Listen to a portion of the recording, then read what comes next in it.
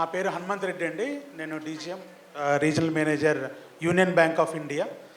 Union bank of India అంటే మీ అందరికీ తెలిసిందే. మనకు ఎన్నో సంవత్సరాలుగా మన ఆంధ్ర బ్యాంక్తోని ఎంతో అనుబంధం ఉంది ఈ ప్రాంతానికి.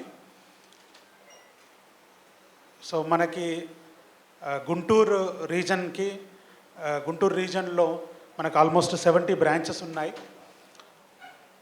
70 టౌన్లో కూడా మనకు చాలా బ్రాంచెస్ ఉన్నాయి.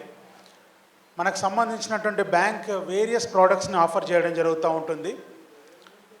బ్యాంకింగ్ విషయానికి వచ్చినట్లయితే ఒక 3 విషయాలు ప్రధానం. అంటే బ్యాంక్ తరపున నార్మల్గా కస్టమర్స్ ఏం కోరుకుంటారనేది చూసినట్లయితే ఒక 3 విషయాలు చాలా ప్రధానం. ఒకటి స్పీడ్, టీఏటీ, టైంలో ఎంత టైం తీసుకుంటున్నాం అనేది.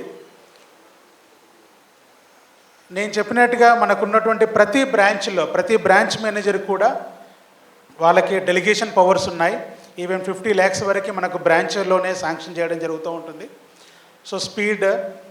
Then another one is cost effective. ఎంత ఖర్చు అవుతుంది దానికి, అంటే రేట్ ఆఫ్ ఇంట్రెస్ట్ కానివ్వండి, ప్రాసెసింగ్ ఛార్జెస్ కానివ్వండి, ఎంత కాస్ట్లో వస్తుంది అనేది. డబ్బులు ఎవరిచ్చినా డబ్బులే కదా, దానికి ఏం ఫ్లేవర్ కానీ కలర్ కానీ ఏమి ఉండదు, సేమ్.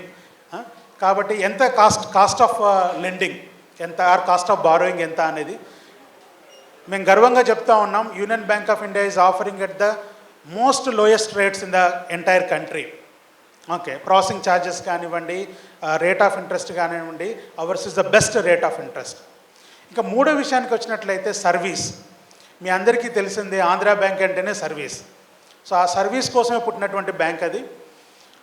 కాబట్టి సర్వీస్ విషయంలో ఎక్కడా కూడా రాజీ లేకుండా ఆ బెస్ట్ సర్వీస్ ఆఫర్ చేయడానికి మా టీం అంతా రెడీగా ఉన్నారు.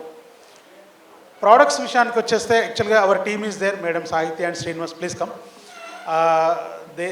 They explain you some of the products. Some of the products.